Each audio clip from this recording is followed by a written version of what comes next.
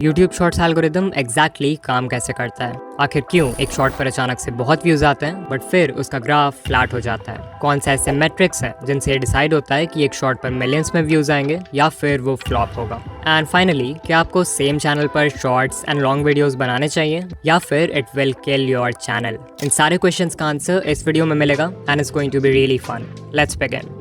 So we know कि बड़े YouTubers के शॉर्ट्स पर व्यूज़ आते रहते हैं और आते ही रहते हैं, बट आपके केस में शॉर्ट अपलोड करते ही पहले तो 100 या इवन हज़ारों व्यूज़ आते हैं, बट देन व्यूज़ का ग्राफ कम्प्लीटली फ्लैट हो जाता है। चलो समझते हैं कि ऐसा क्यों होता है। तो अभी से 1 साल पहले कॉलिन एंड समीर ने एक इंटरव्यू अपलोड किया था Todd Sherman and Rene Ritchie के साथ। अगर आप नहीं जानते तो ये दोनों ही यूट्यूब के ऑफिशियल एम्प्लॉइज हैं एंड टॉड तो स्पेशली यूट्यूब शॉर्ट्स के प्रोडक्ट लीड हैं, विच ऑब्वियसली मीन्स कि वो हमें शॉर्ट्स एल्गोरिदम के बारे में बहुत कुछ बता सकते हैं। इंटरव्यू के एक पार्ट में उन्होंने बताया कि आप जैसे ही एक शॉर्ट अपलोड करते हो तो एल्गोरिदम आपके शॉर्ट के लिए एक रैंडम सीड ऑडियंस फाइंड करता है। ये सीड ऑडियंस बेसिकली एक स्मॉल ग्रुप ऑफ व्यूअर्स होते हैं जिनके साथ एल्गोरिदम आपके शॉर्ट को टेस्ट करना चाहता है, बिकॉज उसे आपके चैनल और उसके कंटेंट के बारे में अभी ज्यादा कुछ नहीं पता है। यहाँ पे रैंडम वर्ड इंपॉर्टेंट है बिकॉज हो सकता है कि वो सीड ऑडियंस आपकी टारगेट ऑडियंस हो ही ना। इन व्यूअर्स को यूट्यूब रैंडमली सिलेक्ट करता है आपके शॉर्ट को टेस्ट करने के लिए। सो मान लो वो सीड ऑडियंस आपके शॉर्ट के साथ अच्छे से एंगेज नहीं करती है तो कुछ देर बाद यूट्यूब आपके व्यूज को फ्लैटलाइन कर देगा, मतलब फिर ना के बराबर व्यूज आएंगे उस पर, और जो थोड़े बहुत व्यूज आएंगे वो मोस्टली दूसरे ट्रैफिक सोर्सेज के होंगे।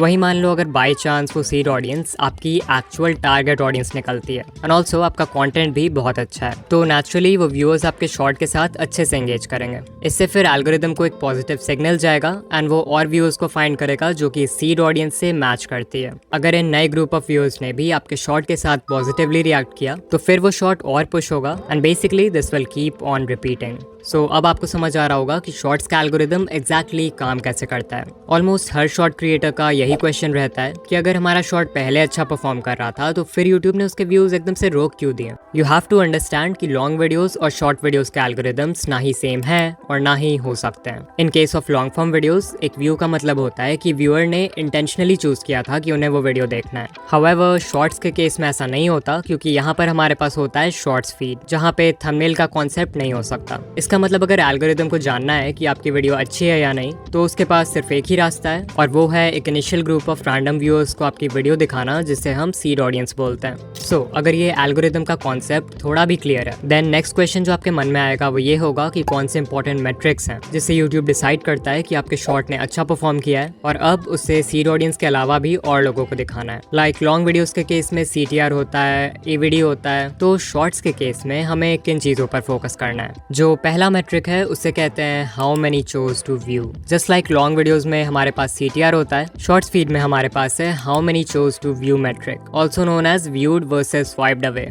ये आपको बताएगा कि कितने परसेंटेज ऑफ व्यूअर्स आपके शॉर्ट को देखने के लिए रुके और कितनों ने देखने से पहले ही उसे स्वाइप कर दिया। जितने परसेंटेज ऑफ व्यूअर्स शॉर्ट देखने के लिए रुकेंगे, ऑफ कोर्स सिर्फ उनके ही व्यूज काउंट होंगे। यहाँ पर शायद आपके मन में ये भी क्वेश्चन आए कि एक व्यूअर को शॉर्ट कितने सेकंड्स तक देखना होगा जिससे एक व्यू काउंट हो। तो ये क्वेश्चन कॉलिन ने भी इंटरव्यू में पूछा था, जिसके रिप्लाई में टॉड ने कहा कि यूट्यूब ने आज तक पब्लिकली कभी नहीं बताया है कि what counts as a view. So वो एग्जैक्टली तो नहीं बता सकते, बट हाँ, जो एल्गोरिदम है वो इंटेंशनैलिटी मेजर करने की कोशिश करता है, यानी कि अगर उसे लगता है कि व्यूअर इंटेंशनली रुका है वीडियो देखने के लिए तभी जाकर वो उस व्यू को रजिस्टर करेगा, अदरवाइज डिस्कार्ड कर देगा। फिर नेक्स्ट क्वेश्चन है कि ये viewed versus swiped away percentage कितना होना चाहिए। तो आप लोग पैडी गैलोवे को जानते होंगे, he is a YouTube strategist and ये बहुत सारे बड़े क्रिएटर्स के साथ काम कर चुके हैं, इंक्लूडिंग मिस्टर बीस्ट। तो पिछले साल पैडी और उनकी टीम ने एक स्टडी कंडक्ट किया था जहां उन्होंने 5000 से ज्यादा शॉर्ट्स को स्टडी किया across 33 YouTube channels in different niches. According to his study, shorts जिनका व्यूड परसेंटेज 60% और उससे कम था, उन शॉर्ट्स ने उतना अच्छा परफॉर्म नहीं किया।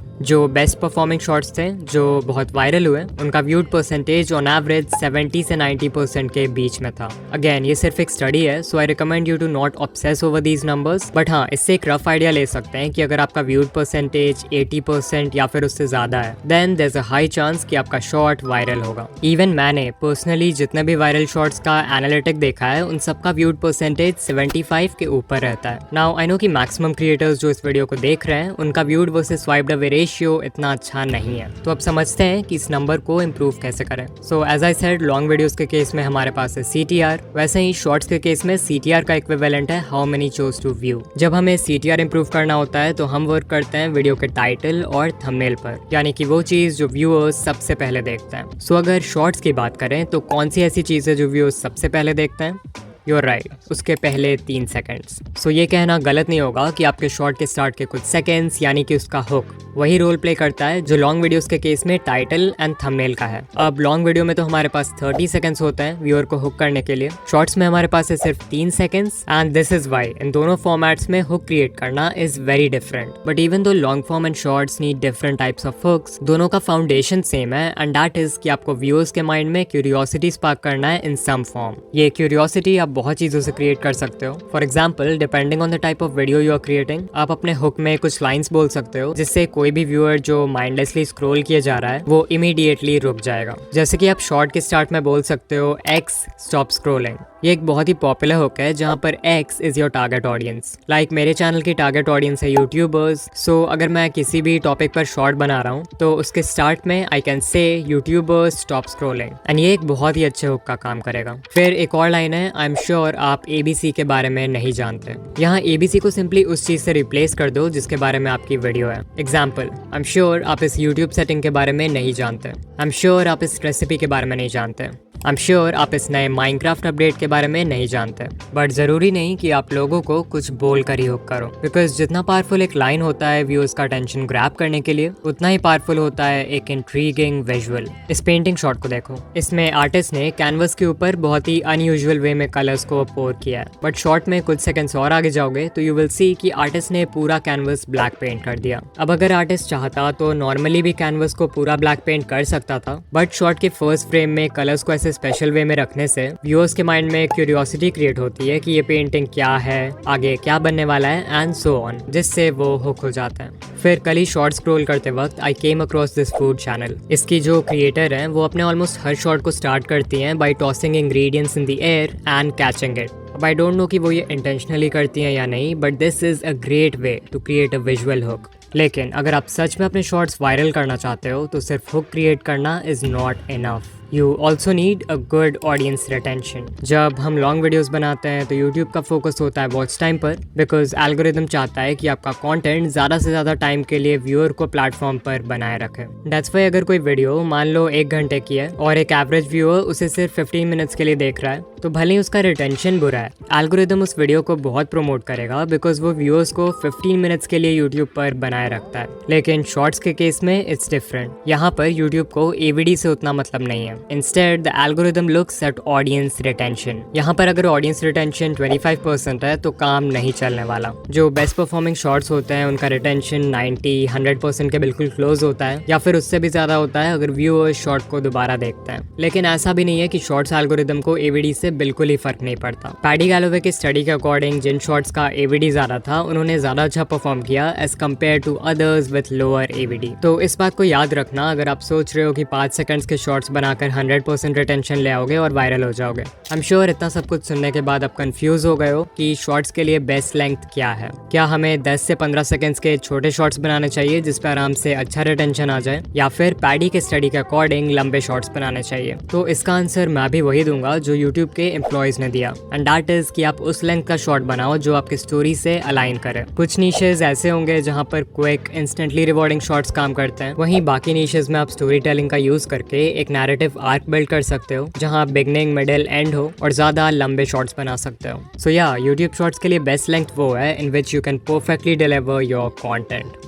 Okay, at the time of writing the script मैंने ये कम्युनिटी पोस्ट किया है कि new video about YouTube shorts coming soon, and कुछ कमेंट्स आ रहे हैं फ्रॉम पीपल सेइंग कि भाई क्या हमें शॉर्ट्स और लॉन्ग दोनों सेम चैनल पर अपलोड करना चाहिए कि नहीं। तो चलो इस टॉपिक को भी कवर कर लेते हैं। Should we upload shorts and long videos on the same channel? जब यूट्यूब देखता है कि कोई व्यूअर शॉर्ट्स फीड में आपके शॉर्ट्स को कंसिस्टेंटली एंजॉय कर रहा है तो एल्गोरिदम उस व्यूअर के होम पेज पे आपके लॉन्ग फॉर्म वीडियोस को भी दिखाने लगेगा। अब देखो, जरूरी नहीं कि जो व्यूअर्स आपके शॉर्ट्स देखते हैं उन्हें आपके लॉन्ग फॉर्म वीडियोस में भी इंटरेस्ट हो। इनफैक्ट मोस्ट केसेस में वो व्यूअर्स आपके लॉन्ग वीडियोस नहीं देखने वाले हैं, बिकॉज शॉर्ट व्यूअर्स का अटेंशन स्पैन भी छोटा होता है एंड फुल लेंथ वीडियो से उन्हें वो क्विक डोपामिन हिट नहीं मिलेगा जिसकी उन्हें आदत है। And this is a problem, because जब ये शॉर्ट व्यूअर्स आपके लॉन्ग वीडियोस पर क्लिक नहीं करेंगे तो उनका CTR नेगेटिवली इफेक्ट होगा। या लेट्स से उन्होंने उस वीडियो पर क्लिक कर भी दिया तो वो बहुत ही जल्दी वीडियो बंद कर देंगे, बिकॉज उन्हें इसकी आदत नहीं है। एग्जाम्पल के लिए आप इस चैनल को देखो, Jake Fellman, he has 23 million subscribers, जहां इनके शॉर्ट्स पर कंसिस्टेंटली मिलियंस ऑफ व्यूज आते हैं। लॉन्ग वीडियोस पर मुश्किल से